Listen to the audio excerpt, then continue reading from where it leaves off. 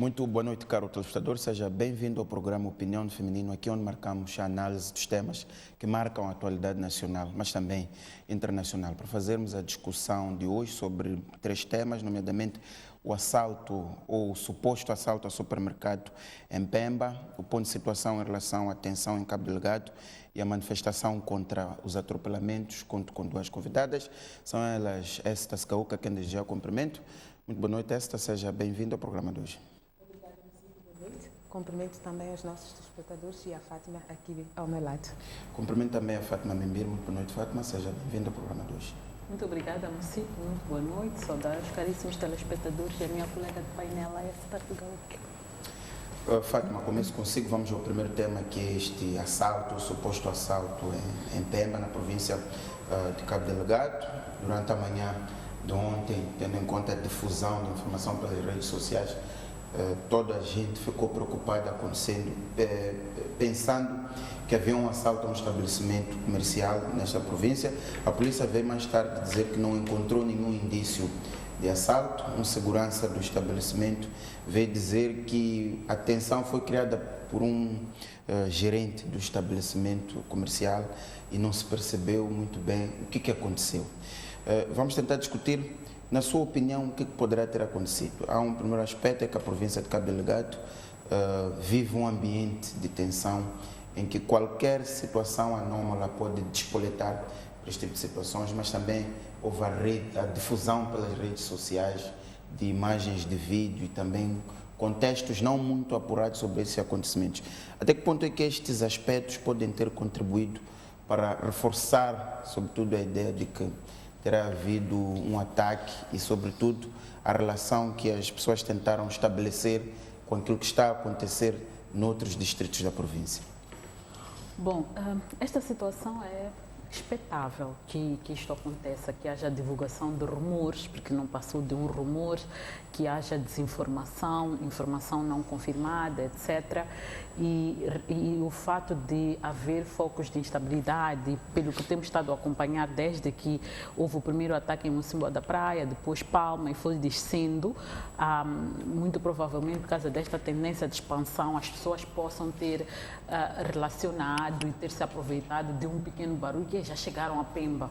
E mesmo agora, neste momento em que falamos, há circulação de informações de que há homens encapuzados circulando pela capital, portanto, Pemba. Então, este contexto favorece, portanto, o surgimento deste tipo de rumores e as pessoas todas estão com os nervos e o medo à flor da pele. E é natural que, com a facilidade com que as pessoas têm de aceder às redes sociais e a sede que as pessoas têm também de serem os primeiros a darem informação, e infelizmente ainda não estamos, eu vou dizer, adequadamente formados como cidadãos para primeiro certificar se essa informação é correta ou não, e o caso demonstra claramente que não é, incluindo até a própria comunicação social, que muitas vezes difunde informação sem fazer, portanto, o cruzamento de fontes, que não tem que ser necessariamente a polícia, porque a polícia pode negar, às vezes sendo real, então é preciso ver outras potenciais fontes de informação, portanto é preciso fazer o cruzamento de fontes de informação antes de divulgar. E o que temos estado a ver é que esta sede de querer ser o primeiro, por alguma razão, as pessoas acabam divulgando a informação sem fazer um trabalho prévio. E isto é de condenar, porque nós estamos a ajudar a expandir ou a piorar ou a exacerbar aquilo que é o clima de medo que as pessoas já têm. Imagine que se nós já temos 4 distritos, e se falava na segunda-feira que chegaram a Chiuri também, mas não há ainda uma confirmação muito precisa sobre isso. Imagine os restantes habitantes dos outros distritos ao ver a tendência, portanto, desses ataques. Começam a ficar em pânico. Isto não é bom, não é isto que nós procuramos. Portanto, aqui para a comunicação social, o desafio é de ser profissional de facto, cruzar a informação, mas também há um desafio importante das autoridades. Muito provavelmente as pessoas estejam a divulgar a informação sem fazer o necessária verificação, pelo fato de que nós temos experiência de casos em que as nossas autoridades refutam informações mesmo sendo verdadeiras. Então é preciso também a polícia, as autoridades no geral, terem uma postura que facilita as pessoas criarem uma relação de confiança. Quando a polícia diz que não há, é porque não há mesmo. Não que quando diz não há, é porque está a esconder, à procura de um argumento para falar de uma forma. Então, eu penso que isto também é um pouco resultado da forma como as nossas autoridades têm lidado, portanto, com a divulgação de informação, têm lidado com os fatos de não os assumir e até acalmar a sociedade. Aconteceu, mas aguardem mais detalhes, continuamos a investigar. Então, eu penso que é preciso trabalhar um pouco sobre isto, mas é preciso lembrarmos, tanto como sociedade no geral e as autoridades em particular, que nós estamos numa situação, num clima, num espectro mesmo de insegurança. As pessoas, hão de ver uma pessoa estranha, vão estranhar e vão divulgar essa informação da estranheza que tem, e é importante que as autoridades estejam disponíveis para esclarecer imediatamente. Tal como aconteceu ontem. Exatamente, tal como aconteceu ontem. Esta, qual é a sua interpretação em relação aos acontecimentos de Pemba ontem? Obrigada, Mocipo. O primeiro facto é que definitivamente há condições para um clima de histeria coletiva em Cabo Delgado, porque as pessoas estão com medo, estão assustadas. As informações que circulam, algumas são mesmo para informar, e nisto concordo com a Fátima. Temos muitas pessoas que ouvem, às vezes nem ouviram bem, nem têm certeza, porque querem ser os primeiros a passar a informação, querem se mostrar como pessoas altamente bem informadas, põem a repassar, a publicar, e nós outros vamos partilhando, vamos repassando o repasse de algo que não temos certeza alguma, não foi confirmado, não fizemos nenhum exercício para verificar e aferir a veracidade, e entretanto o medo vai se espalhando. Alguns fazem-no porque acreditam que estão a ajudar. Se eu tenho familiares em Cabo Delgado, portanto, ou se tenho familiares a viajar para Cabo Delgado, eu acredito que passando esta informação eles podem ainda desviar-se e vão evitar entrar para uma zona de conflito ou de alguma instabilidade. Outras ainda fazem pela simples necessidade de aparecer. E é aí onde eu acho que temos que apelar à responsabilidade, porque o que nós estamos a viver hoje é mesmo uma situação preocupante. Há instabilidade, há mortos, há pessoas que nós não sabemos ainda quem são, o que é que as movem, que têm estado a semear o terror, pelo que qualquer informação que nós partilhemos com relação a este assunto tem que ser no sentido de ou evitar mais mortes, ou de alguma forma criar a estabilidade e acalmar. Quando pomos-nos a partilhar sem verificar, o que nós fazemos é alastrar. Portanto, estamos a alastrar uma informação que não tem sustentabilidade nenhuma, e quando as autoridades aparecem, e aqui neste caso, eu penso que foi muito bem acertada a aposta, portanto, a resposta que veio de Cabo Delgado, não só veio o governador, portanto, as autoridades, portanto, a polícia também estavam lá, mas também estava um líder religioso. Penso que esta é uma forma de aqueles que não acreditam mais ou estão céticos na informação que é passada pela polícia, podem ouvir as autoridades locais, podem ouvir o governo da província. Se também são relutantes, podem ouvir os nossos líderes religiosos. Penso que esta é uma grande ajuda. Pode ser até que, se existir esta sinergia, se unirmos, a sociedade toda for se unir para combater estes boatos, por um lado, mas também para denunciar estes malfeitores ou estas pessoas que têm estado a semear o pânico, pode ser que a sociedade toda de alguma forma possa se unir e contribuir para que a situação volte à normalidade. Portanto, penso que eu queria aqui incentivar e que se explorasse muito isso, envolver mais autoridades tradicionais, outras congregações religiosas, para que todos nós possamos sentir que, de fato, Cabo Delgado é terra dos moçambicanos, é terra dos nacionais, que todos que estão lá, que vivem, os estrangeiros que também vivem lá, podem contar com as autoridades locais, as autoridades religiosas, podem dirigir-se à administração, à polícia, às igrejas, para de alguma forma ter informação e poderem também encontrar respostas para algumas destas questões. Por outro lado, e aqui o fato de um pequeno boato, ao que tudo indica, sem nenhuma sustentabilidade, ter-se alastrado não só para Moçambique inteiro, mas também além fronteiras, inclusive alguns jornais a fazerem internacionais. Exatamente, a fazerem eco desta informação. Mostra também a abertura que nós estamos a ter, a vulnerabilidade que nós temos para este tipo de situações. Dá a impressão que as redes sociais estão aí, qualquer um de nós está a fazer uso e esquecemos que há um mínimo, principalmente quando são situações muito críticas como estas, que mexem não só com a estabilidade de uma província, mas também de um país inteiro. Pode-se recorrer a alguns pontos de referência. Podemos, por exemplo, se não temos familiares lá para ligar e perguntar, afinal, o que é que está a acontecer efetivamente, não é? Podemos usar as autoridades, podemos ligar para, sei lá, para o governo da província, podemos ligar deve existir ali pessoas, instituições que nos podem ajudar a perceber, afinal, efetivamente o que é que está a viver-se ali. E as fotos também.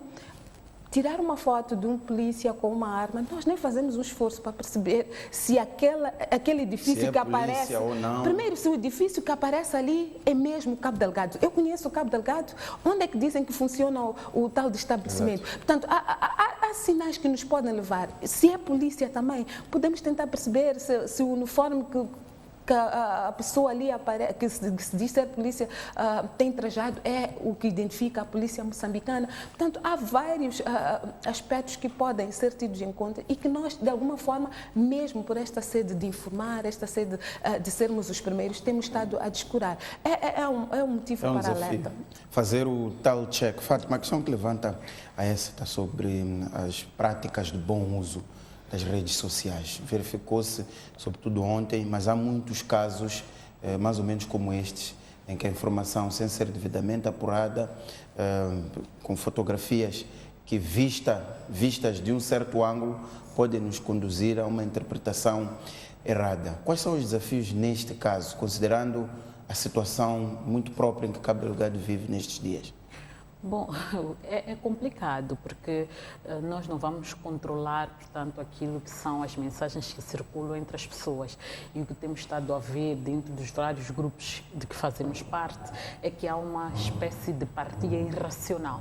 As pessoas simplesmente partilham sem sequer refletir sobre vale a pena, não vale a pena, o que esta informação partilhada desta forma vai gerar em termos de reação, etc, etc. Então, aqui eu penso que há um trabalho que tem que ser feito de cidadania, em primeiro lugar, ensinar as pessoas de que tem que primeiro certificar, fazer uma avaliação, portanto, se vale a pena publicar, se publicar ou partilhar aquela informação, que tipo de reações pode gerar. Imagine que há situações que, de facto, houve partilha de informações que eram reais. O atentado, portanto, de 5 de outubro, que as autoridades diziam que não era nada, não estava a acontecer, começou como um boato e que, afinal, havia realmente uma situação a acontecer no terreno. Mas já há outras situações que realmente nós é que temos que evoluir como cidadãos, de correr atrás, buscar essa informação. E é aqui onde eu penso que, mais do que nunca, a comunicação social tem um papel importante a desempenhar. Há vários estudos científicos, inclusive artigos científicos que têm estado a ser feitos por profissionais da área de comunicação social, estudiosos da comunicação social, dando conta de que com o advento das redes sociais, a imprensa convencional, a comunicação social convencional, as rádios, televisões, os jornais vão perder o seu espaço. Mas eu penso que não. Estes casos concretos, em particular este que verificamos ontem, tem estado a mostrar que, mais do que nunca, por causa do advento das redes sociais, pelo fato de que qualquer pessoa, de qualquer nível, tem acesso a qualquer informação, até sem ter sensibilidade a ela, e por ela ser sensacionalista, as pessoas acabam viralizando esta informação. Então, mais do que nunca, entra a comunicação social de trazer a verdade sobre esses fatos que têm estado a ser divulgados. Ora, se a comunicação social não entrasse a tempo de ir ao terreno, ouvir as autoridades, ouvir os gestores, os tais gestores do estabelecimento comercial, ouvir os guardas, como nós vimos ser feito nos noticiários, a sociedade ia continuar a achar que não, a polícia que está a mentir ou que não houve um atentado, quando na realidade houve.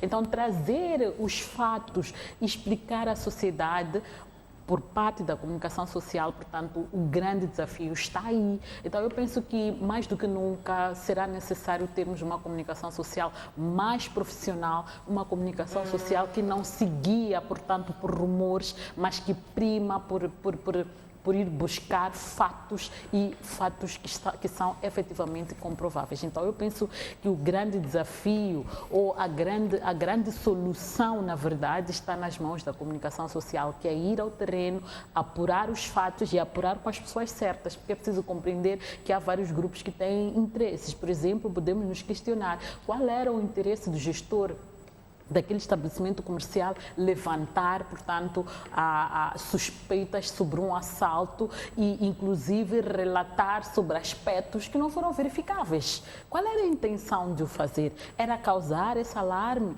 Ou será que realmente ele se enganou com alguma situação dentro do estabelecimento e pelo fato de todo mundo estar, portanto, numa situação de histeria, ele acabou, portanto, aliando este medo, esta percepção que ele teve à entrada, portanto, de assaltantes ao seu estabelecimento. Portanto, eu penso que, como sociedade, temos que ter a serenidade, compreender que a divulgação de informações como estas, sem a devida acessibilidade, mais do que ajudar a informar, vai ajudar a desinformar, e desinformando vai criar ainda mais instabilidade, porque estes grupos que, pelo que nós vemos, eles estudaram ou estão a estudar muito bem a situação, eles se vão aproveitar desta situação. Tenhamos certeza absoluta que estes boatos todos que estão a ser veiculados, de certa maneira, os beneficiam, porque está-se a retirar a atenção deles, da ação deles, para mitigar ou responder aos boatos que estão aí a circular. Mas eles, certamente que, se calhar, naquele momento em que todos estavam concentrados naquele estabelecimento comercial, eles estavam a passar para um outro lugar, estavam a passar por Pemba, sem que ninguém lhes percebesse, a irem para um outro lugar. Portanto, é preciso que, enquanto cidadãos moçambicanos, tenhamos, portanto, a serenidade, tenhamos responsabilidade, porque nós estamos a tratar de um assunto pequeno, é um assunto complexo, que nem as nossas autoridades ainda conseguiram, portanto, identificar claramente ter clareza do que é que se passa. Entretanto, e já mudando de tema, a situação em Cabo Delgado, pelo menos em termos de informações oficiais e confirmadas, parece estar estável. O último ataque, que foi reportado até por nós, foi no dia 5 de junho, onde houve 7 mortos. De lá a esta parte, temos ouvido rumores, informações não confirmadas de movimentações de homens armados e ataques em alguns distritos, mas são informações não confirmadas. Mas temos ouvido que, de alguma forma, há movimentações nesses lugares. Qual é a sua avaliação? Qual é a avaliação que faz em relação à aparente estabilidade nestes últimos dias? Vimos, percebe-se que o posto administrativo de Monjane foi vítima de um ataque onde as populações haviam saído. Nota-se já um regresso à escola, por exemplo, à população, às machambas. Qual é a avaliação que faz destes últimos dias?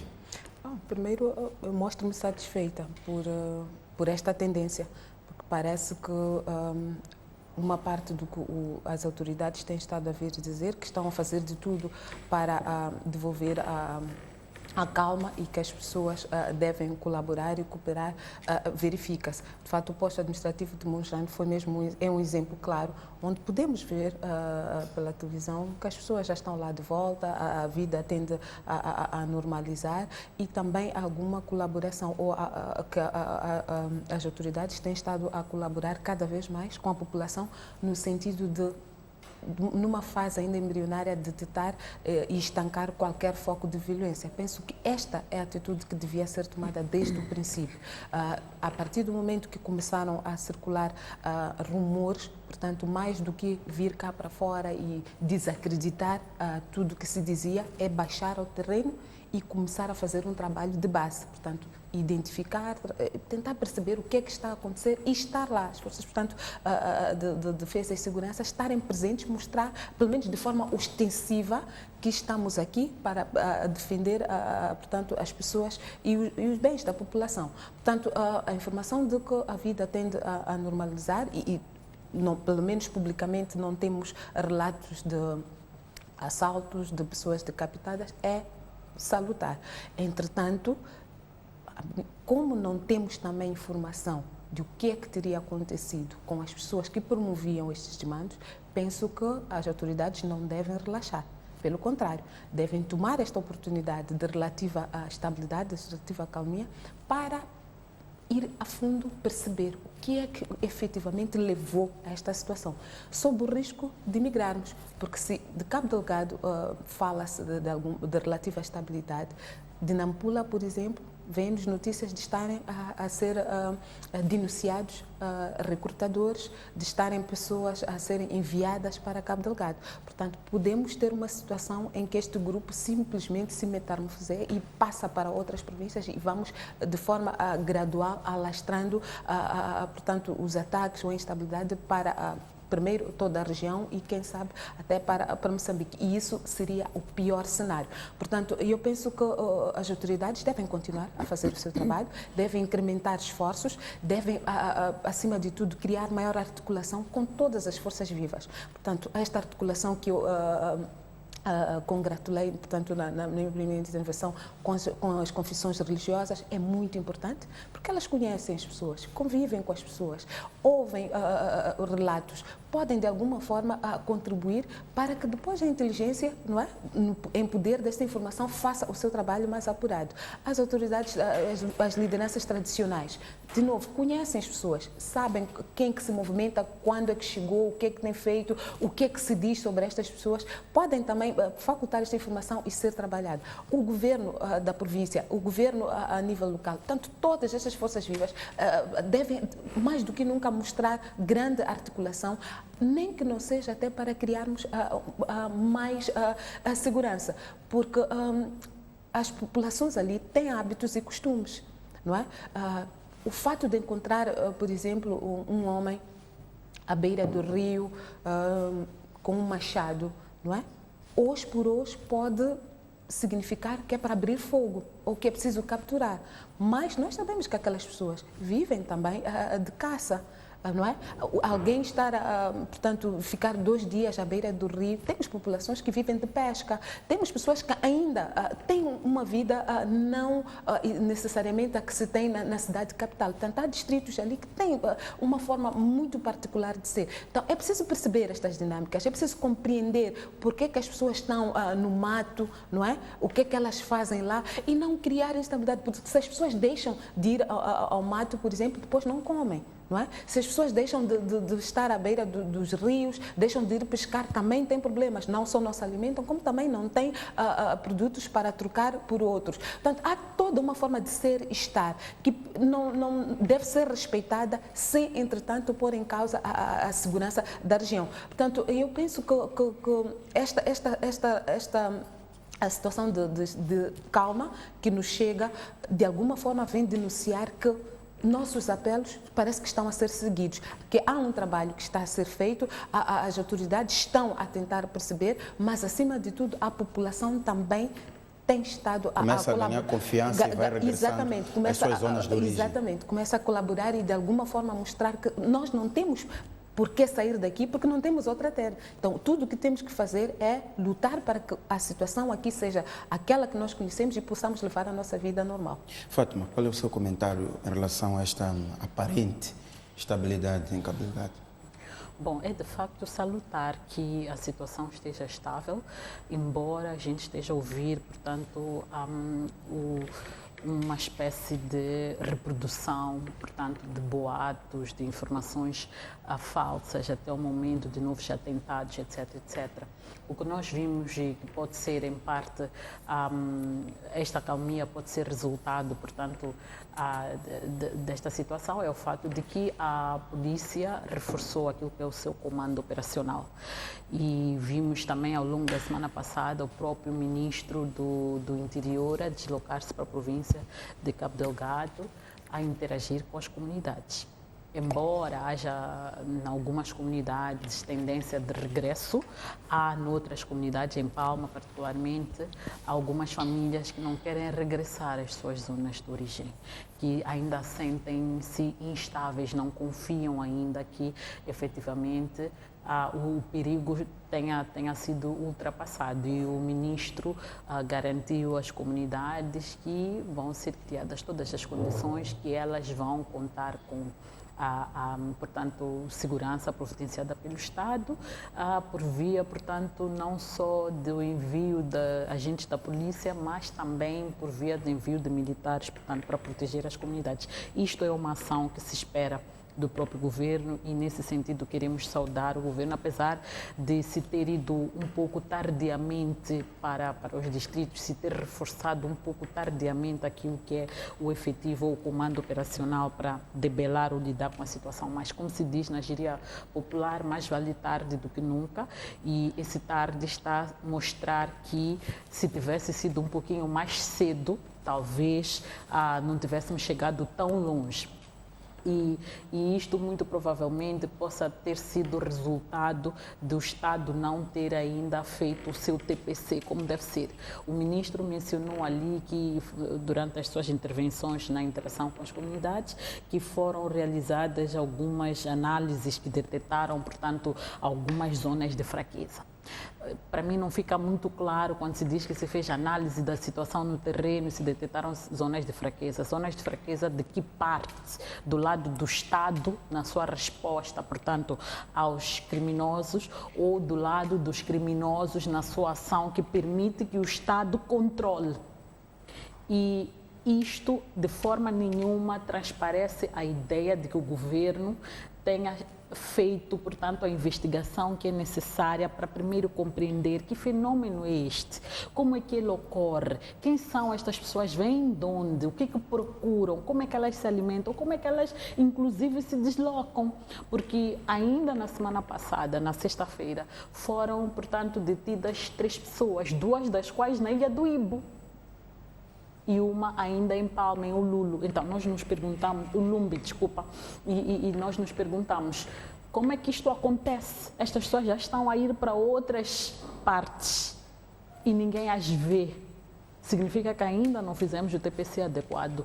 A situação no terreno, quando se diz que se analisou, pode ser talvez ver o que aconteceu, as famílias que foram afetadas, etc. Mas há um roteiro que está à nossa disposição. Estas pessoas estão-se a movimentar para onde? O que isso estrategicamente nos pode dizer para uma intervenção que nos permita debelar ou controlá-los de uma vez por todas? Então, eu acho que enquanto a polícia faz um trabalho importante, as forças de defesa e segurança, no geral, fazem um trabalho importante, que é de dar segurança às comunidades, responder imediatamente para resolver este problema. Definitivamente não vamos fazer sem compreendermos o que é que se passa. Então, aqui temos alguns problemas. E enquanto não houver, porque ainda apesar de haver esta relativa tranquilidade, né, não haver mais atentados, o espectro de insegurança continua lá.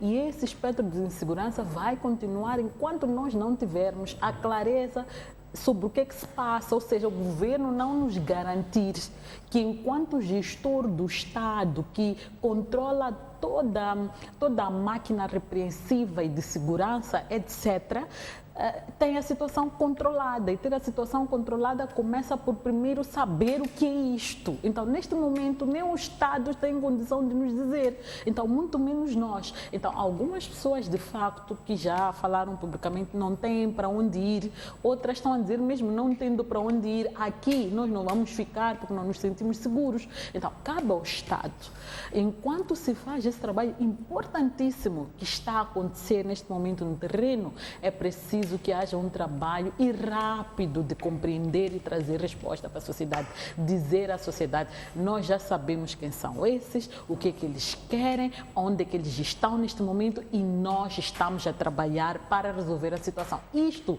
vai permitir, sim, que nós em Maputo durmamos tranquilos, que os nossos concidadãos em Nampula, em Gaza, em Ambane, em Cabo Delgado, inclusive Tete e por aí fora, durmam tranquilos porque o Estado, pelo menos, já tem controle sobre a situação em termos de ciência, de compreender o fenômeno. Depois daí vem a ação, a intervenção, esta que nós vamos entender que se ela for fracassada, não é porque o Estado não tinha informação, é porque se calhar esse grupo estava sofisticadamente bem preparado. Então, eu penso que há aqui, enquanto saudamos este trabalho de ir ao terreno, lidar com as comunidades, tranquilizá-las, a maior tranquilização só há de vir quando nós tivermos a certeza que o nosso Estado, o governo que gera o nosso Estado, tem ciência do que é que está a acontecer e se está a preparar para lidar com a situação.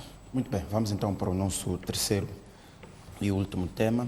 Esse tem a ver com as manifestações contra os atropelamentos. Vamos dividir em três fases.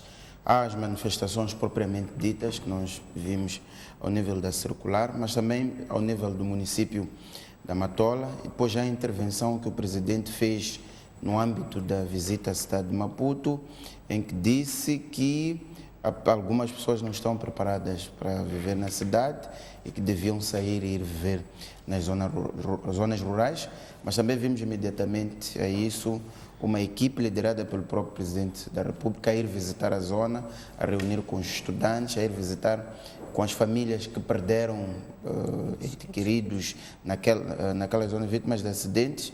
Vimos o Presidente a fazer esse trabalho e a anunciar também a construção de uma ponte, iluminação também da estrada.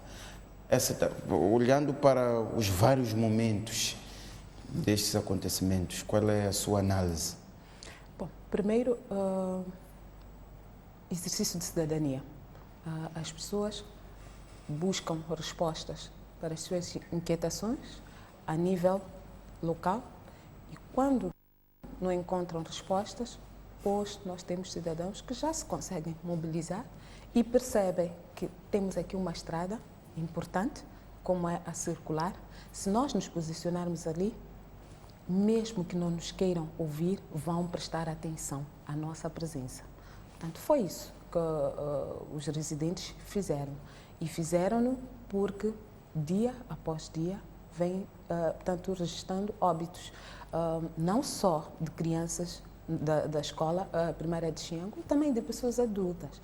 E é aí onde entra o segundo momento, que seria, portanto, a nossa resposta àquela manifestação. É preciso não esquecer que a estrada circular hoje liga a parte nobre de Maputo, a Zimpeto, a Matolagar. Aquela zona, até há bem pouco tempo, tinha pessoas, habitavam, mas não tinham estradas. Não precisavam de atravessar de um lado para outro. Aquelas pessoas passavam pelos seus caminhos, não havia ali carros, e quando estes carros se faziam à zona para visitar familiares, porque as pessoas que vivem ali têm familiares de viaturas, eles próprios têm viaturas, a velocidade era aquela que eles conheciam e podiam precaver-se. Portanto, houve ali um investimento que foi feito, as pessoas continuam ali e algumas delas não foram em nenhum momento consciencializadas, instruídas sobre como lidar com aquela importante infraestrutura, por um lado. Como também o Estado, que pôs ali aquela importante infraestrutura, não mobilizou meios para cuidar da infraestrutura, por um lado, mas também permitir a convivência pacífica, sã, entre aquela infraestrutura e as comunidades ali existentes. Portanto, em algum momento, isto degenerou em conflito. Portanto, eu penso que esta sensibilidade faltou na análise do que é que aconteceu ali. As pessoas sempre estiveram ali, ao que consta. Tanto mais que houve necessidade de deslocar algumas pessoas, reassentar em outras regiões, foram ali indemnizadas. Então, havia ali pessoas. O que não havia era uma estrada movimentada, em que inclusive há também automobilistas que não respeitam a nova situação daquela via.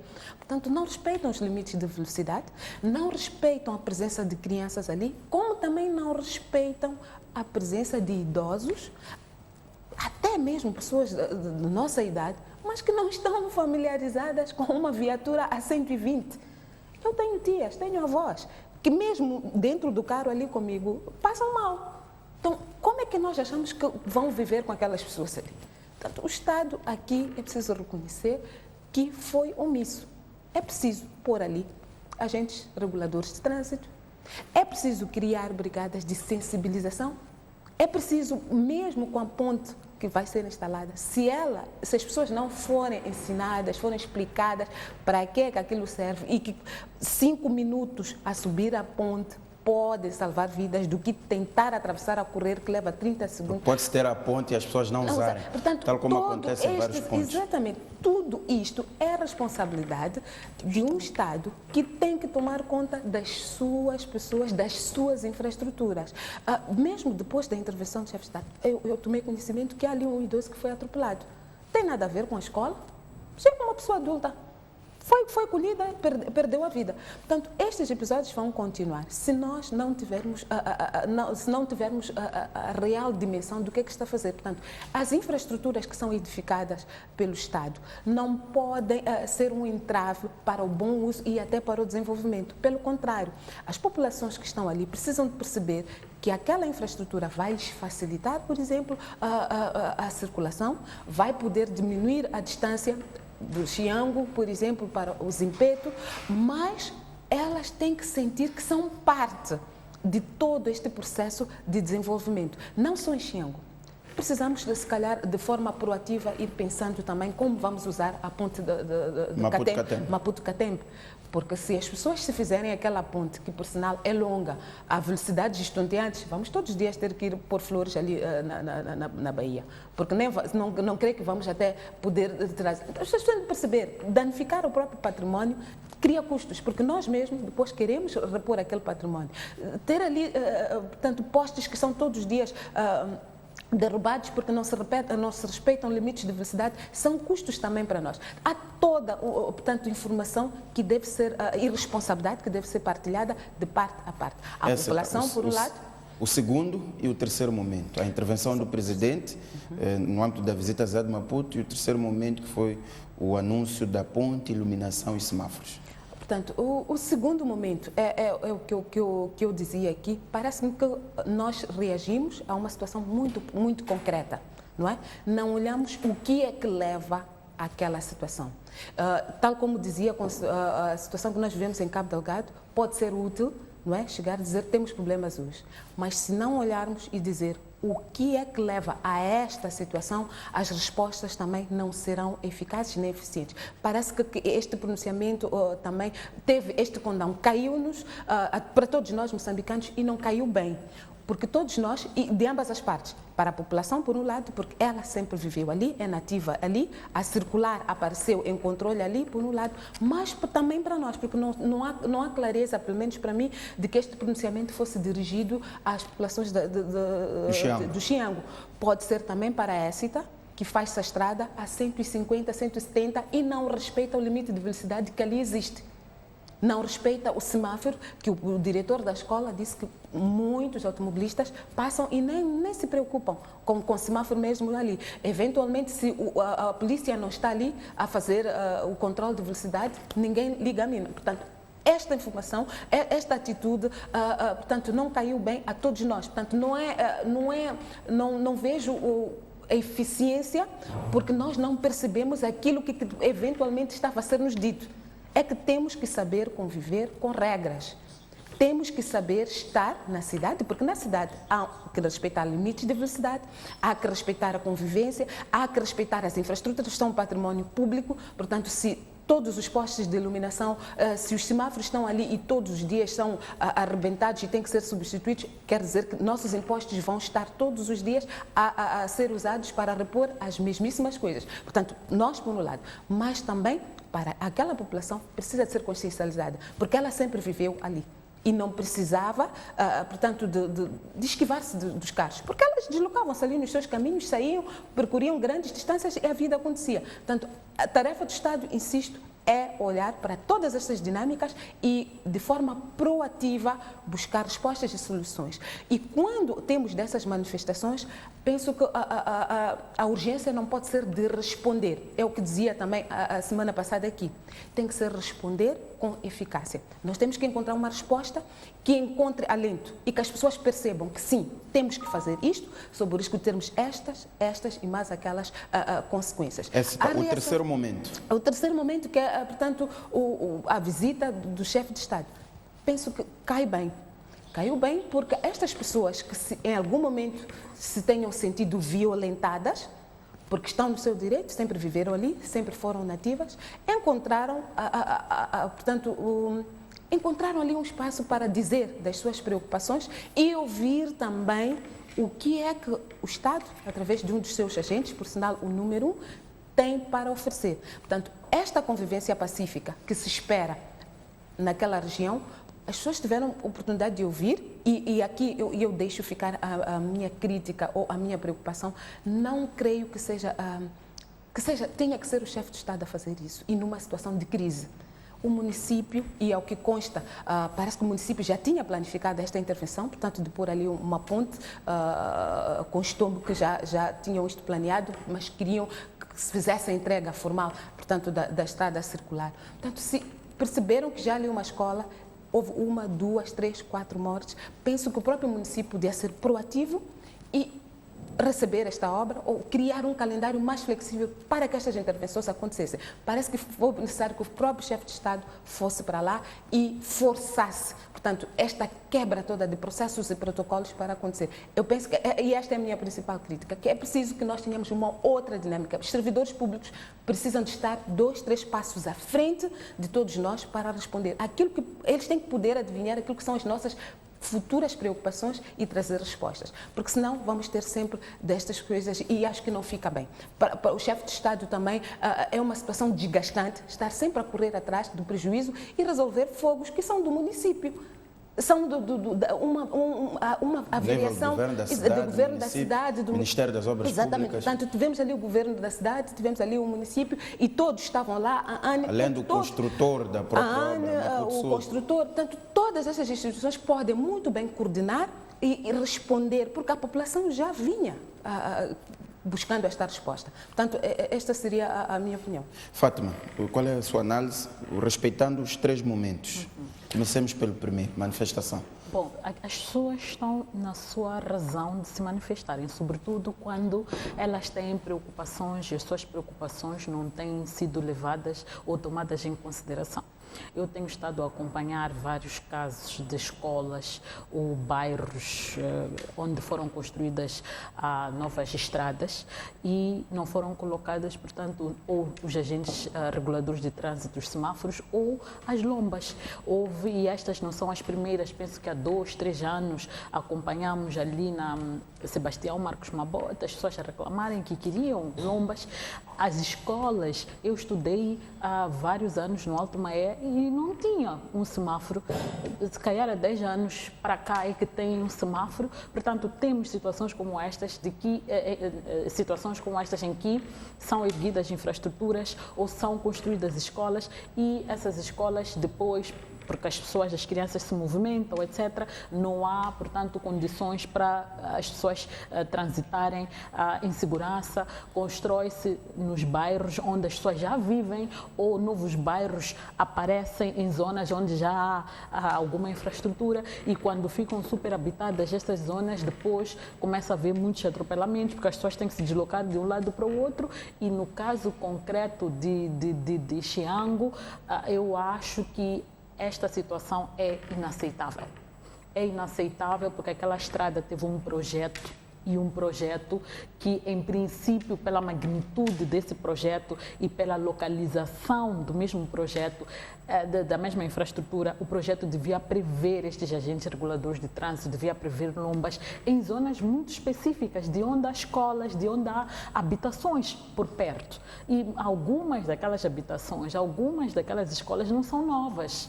Elas até elas foram divididas ao meio, separadas, portanto, a parte habitacional das escolas para dar lugar, portanto, à infraestrutura. Então, para mim é inconcebível que uma infraestrutura como aquela tenha sido construída sem se preverem as lombas ou, portanto, as pontes aéreas. Se elas foram previstas, por que elas não foram construídas? E não foram construídas a tempo de poderem começar a ser utilizadas ao mesmo tempo que a estrada ficou aberta, portanto, para a circulação. Então, aqui não é só ir lá e dizer vamos construir a ponte aérea. É preciso também sacar responsabilidades até para disciplinar futuros projetos, em que as pessoas têm que estar atentas de que há medidas que têm que ser tomadas para evitar que as pessoas tenham que fazer barricadas. E as pessoas vão fazer barricadas porque certamente houve falhas na cadeia, portanto, de governação, se podemos dizer assim. Naquela região tem um chefe de quarteirão, tem um chefe de posto, tem um vereador, portanto, do distrito urbano ao qual Xiango está distrito, tem um vereador para a área de infraestruturas. Será que estas entidades todas não foram informadas, não tiveram ciência do que estava a acontecer? Certamente, este é o meu pensamento, é que muito provavelmente estas entidades todas, antes de chegar, se calhar, ao presidente do município, tiveram acesso a essa informação para não fazer chegar lá no topo, porque a estrada não é propriamente do município, é uma estrada do governo, é uma estrada que foi construída com fundos, portanto, ao nível do governo central. Então, o ponto é que as respostas, quando falamos de coordenação institucional, estamos a dizer que o governo central também tem que interagir com o governo municipal, com as autoridades municipais. O ponto é que muitas vezes nós vemos que as autoridades intermédias ou de baixo escalão não querem levar problemas para as pessoas, para as autoridades, portanto, mais altas. Então, ficam sentadas sobre os problemas. E se o chefe do posto, ou o chefe do quarteirão, ou qualquer outra entidade ali que lida diretamente com a comunidade teve acesso à informação e não reportou à entidade que segue, que poderia intervir para se resolver o assunto, alguma coisa não está bem. E é óbvio que estas pessoas vão ir lá e montar barricadas, porque é a única forma que elas têm de ser ouvidas, porque ali, aos vários níveis, elas não são. Segundo momento, Fátima. E o segundo momento tem... As declarações do presidente. Então, no quadro da visita à cidade de Maputo. Então, em relação às manifestações, o ponto é que, muito provavelmente, o Presidente da República pudesse estar a falar para outros públicos, como disse a Écita, para vários grupos. Mas o ponto é que os exemplos que ele usou, pelo menos do que nós ouvimos a partir da STV, que foi de dizer, não podem fechar a estrada só porque... Quer dizer, já nos indica um pouco. Tivemos 3 situações aqui na cidade de Maputo, quer dizer, 2 aqui na cidade de Maputo que não tivemos, a outra é no município da Matola. Tivemos 2 situações aqui, uma que foi aquela dos moradores que estão ali próximo da Casa Jovem, portanto, e outros que são estes do Xiango. Então, o que é que o presidente, a quem é que o presidente está a dizer que as pessoas não devem fechar as estradas, etc.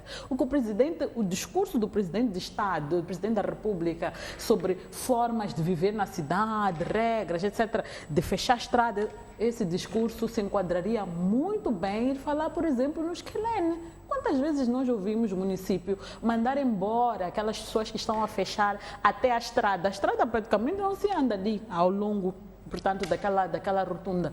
Já foram retiradas, a polícia já esteve lá não sei quantas vezes e não aconteceu nada. Aquelas pessoas estão a reclamar porque estão a morrer. Então não se pode confundir uma ação que na verdade é reação por falta de uma ação ou intervenção do governo com a arruaça. Tudo bem que estas pessoas podem não ter feito da melhor forma, mas como eu disse, provavelmente há autoridades que deveriam ter tido uma intervenção e não tiveram.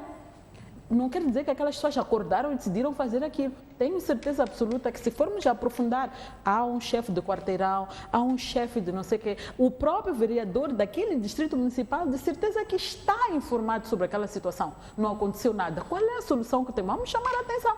É assim que acontece em Moçambique, é assim que acontece na África do Sul, é assim que acontece nos Estados Unidos, é assim que acontece em qualquer parte do mundo. Quando o Estado não faz, o governo não faz a sua parte, as pessoas vão, de facto, fechar estradas. Então não pode vir o Presidente da República com um discurso deste, dizer se não está preparado para viver na cidade, é para viver aonde?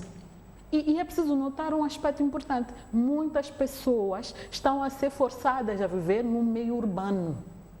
Temos um exemplo em Palma que já chamamos de atenção, está-se a construir uma cidadela urbana para comunidades ruralizadas, inclusive retirar até pessoas que vivem na costa para viver no continente.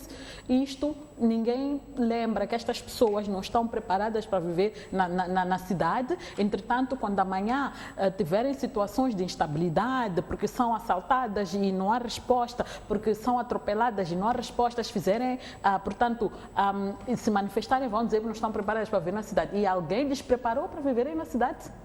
Ninguém. Então, penso que aqui o Presidente da República foi muito infeliz na abordagem e, tendo em conta o contexto, seria muito feliz na abordagem se estivesse a falar de viver na cidade no cômputo geral. É verdade que temos muitos habitantes da cidade de Maputo que não estão, de facto, preparados para viver na cidade, mas não é para aquele caso concreto em que ele se expressou. Quando nós vemos o lixo na cidade, vemos os prédios que não estão limpos, que estão sujos de qualquer maneira. Isto é um problema de pessoas que não estão prontas a viver na cidade. Mas isto terceiro momento, não falou. Fátima, a visita ao local, a ponte, iluminação, semáforos. Obviamente que o presidente, depois do infeliz discurso, tinha que ir lá e apaziguar-se com a comunidade. Não há dúvidas, porque, como eu disse, o contexto e as falas do Presidente da República nos apontam muito concretamente para esta situação de Tião. É como se estivesse a dizer aquelas pessoas que vão lá procurar um outro lugar, não sei onde. E é preciso até questionar, buscar aonde. Onde é que há lugar para viver neste país? As pessoas estão, inclusive, a sair das zonas rurais porque as suas terras estão a ser concessionadas de forma, sem regra, digamos assim, e as pessoas estão a ser puxadas, portanto, para procurarem outros lugares para viverem. Então, o Presidente da República foi lá para se redimir em certa medida e é de louvar este gesto, porque é bom que a pessoa reconheça que errou. Obviamente que ele não pediu desculpas, não vimos essa parte ela pedir desculpas, mas o fato de ter prometido que vai colocar lá uma ponte e, de facto, desde ontem as obras para a colocação da ponte estão em curso e ouvimos pelos noticiários, inclusive testemunhos de locais em relação a isso, mas, mais uma vez, é preciso clarificar onde é que está o problema deste projeto. Esta ideia que a ESCA levanta, Fátima, de que um problema desta dimensão devia ter sido resolvido ao nível do município, ao nível da Maputo Sul, ao nível da vereação ou ao nível de outras estruturas que não fosse o Presidente chefe da do República. Estado. Não há dúvidas em relação a isso. É por isso que eu voltei, agora estava a mencionar que é preciso voltar e compreender onde é que há falhas neste projeto que não permitam ou que não permitiram que houvesse todas as condições necessárias. A ponte aérea, nós vemos aqui ao longo da N4, antes da portagem, tem lá pontes aéreas, tudo bem que muitas pessoas não usam as pontes aéreas, mas há muitas pessoas que prezam as suas vidas que usam aquelas pontes para fazer, portanto, a travessia. É preciso ir compreender se o problema é de quem fez o projeto, se o problema é de quem implementou, portanto, a construtora, ou se o problema onde é que está o problema para nós não termos todas essas condições? E, de facto, não faz sentido que seja o Presidente da República ir lá, mas nós entendemos que o Presidente da República, na verdade, não foi porque aquele problema é um problema do seu nível, mas ele foi pelo fato dele ter feito pronunciamentos que, de alguma forma, se podem relacionar àquele caso, porque naquela semana houve barricadas à estrada feitas por aquelas pessoas que estão a reclamar porque querem solução para não perderem vidas, para continuarem a... Concorda com esta ideia de que o Estado está a falhar na integração das populações nos grandes projetos econômicos, como o caso da Circular, temos a Ponte Maputo, temos projetos de gás no norte do país? A minha posição já tinha deixado e vou reiterar. Reitero, se calhar falando até da fase em que estamos hoje. Há uma ponte monomodal que está a ser edificada, portanto está a ser instalada, mas esta ponte monomodal não vai ser útil se todos os intervenientes não fizerem a sua parte. Aquela população nunca usou uma ponte monomodal. Eventualmente exigiu, porque alguém lhes disse que os carros daqui não vão parar. Pelo contrário, a tendência até é aumentar. E, eventualmente, há de haver um e outro que não vai respeitar os limites de velocidade. Se não tivermos aqui agentes de trânsito, estas situações de mortes vão acontecer. Portanto, neste momento, o que eu exijo e o apelo que acontece é proatividade. Portanto, temos que ter, da parte do governo, a todos os níveis, um cronograma muito claro de quais são as suas tarefas e responsabilidades sempre que se implantam destes megas projetos e principalmente se estes projetos ou estas grandes infraestruturas de alguma forma poderem interferir na dinâmica já, portanto, existente. Portanto, uma estrada daquelas claramente muda a forma de viver das comunidades ali. Como disse anteriormente, aquelas pessoas não ficavam 24 horas dentro de casa, elas circulavam. Passavam de uma margem para a outra. A única diferença é que não tínhamos ali uma estrada com as condições que hoje temos e que permite ou possibilita as viaturas trafegarem a 150 km por hora. Portanto, se os automobilistas não tiverem esta sensibilidade, se os próprios residentes também não forem consciencializados de que é preciso ter cautelas com relação a isto, vamos sempre viver problemas. Vivemos antes porque não existia uma ponte multimodal. Hoje vamos ter uma ponte multimodal, mas as mortes, se não houver esta consciencialização, vão continuar. Temos outros exemplos que aqui a Fátima trouxe, da zona da Maquiná, que existe lá uma ponte. Mas as pessoas não usam. Ali no Chopal, as pessoas não usam. Por que não usam? Não precisam. Quando há mortes, não lamentam não ter usado, o que é que está a falhar? Portanto, o meu apelo, e eu acho que é isto que nós temos que exigir sempre, é que as autoridades, aos diferentes níveis, cumpram com aquilo que é a sua tarefa. E uma delas é permitir que os empreendimentos, os projetos, as infraestruturas que sejam implantados tenham uma convivência sã com as comunidades nativas, porque a população não vai sair dali. Os carros vão aumentar a circulação ali, porque é uma via boa, aprazível de trafegar, então a situação só tende a piorar. Portanto, é preciso que os espaços estejam claramente delimitados e que haja informação para aquela população. Aquela população não tem informação. Aquela população não tem agentes ali para cuidarem de si e cuidarem das suas vidas. O Estado tem que prover essas respostas. Muito bem, e desta forma fechamos o nosso programa por aqui. Agradecer a vossa presença, Stas Kauk, Fátima Mimbir, e assim, caro telespectador que nos acompanhou. Até a próxima quinta-feira.